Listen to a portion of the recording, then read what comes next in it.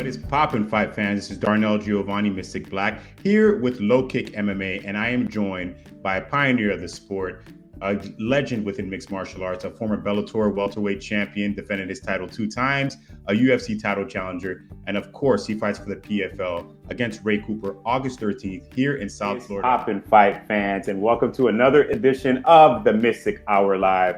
I'm your host, Darnel Giovani, aka Mystic Black, and today I have a very special guest, and I am extremely excited, honored, privileged. There's so many things that I can say of my emotions right now, of course. And what is poppin', fight fans, and welcome back to another episode of the Mystic Hour. I'm Darnel Giovani, your host, aka Mystic Black, and I have a very special guest today that I know I promised you guys this last year, but he's here. He's finally here. He is the 10-time World MMA Journalist of the Year. You've seen him on the MMA Hour. You've seen him on Ariel and the Bad Guy. You've seen him on DC and Ariel. So many shows, and we're going to be happy to see him back on the MMA Hour and on BT Sport as well. Ladies and gentlemen, Ariel Helwa. I know Giovanni here with the legendary welterweight Platinum Mike Perry down here in Miami. You were just in there. You saw Woodley. You saw Jake Paul. They squared up. What'd you feel? What energy? How you doing, Bubba? Just wanted to ask you about the time that you spent on The Ultimate Fighter with Jon Jones and what you learned the most through that experience and the difference between you then and now. Darnel Giovani with MMA Island here. How you doing today, Anthony? I'm good, man. Can't complain. Good to talk to you. Thank you for the time. So how do you balance having the management company as well and fighting at the same time? What's poppin', fight fans? It is your host here, Darnel Giovani, aka Mystic Black, and I have a very special guest that I'm bringing in today. He is your favorite voice on the UFC team, of course, former host of the MMA Live on ESPN, of course, host of the Florian and Anik podcast. Of course, you watch that every week. My pleasure and my honor to bring in this man right here, somebody that I look up to, Mr. Jon Anik. Darnel, it's great to be with you as we sit here a week and a day out from one of the biggest events of the year. So good timing, and I'm looking forward to chopping it up with you, my man. Absolutely. That's awesome. And we remember, of course, you being on The Ultimate Fighter. You were on it one time, got sidelined by an injury, and then got on it the second time around.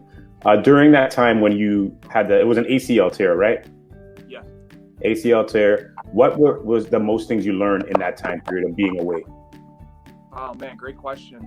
What is poppin', fight fans, and welcome to another episode of the Mystic Hour Live on the MMA Island. I'm very excited to welcome a guest to our show. He's a former UFC welterweight champion, 4 successful title defenses. Not many people can say that. 5 Performance of the Night bonuses, an NCAA Division I All-American, a successful actor and rapper. We got Tyron Woodley in the house. Welcome, Tyron. What's up, my man? That's a quite introduction. I see the little poster in the background.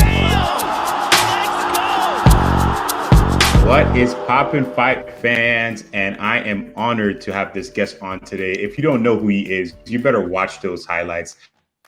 He's got wins over Alistair Overeem, Junior Dos Santos, and most recently, Augusto Sakai.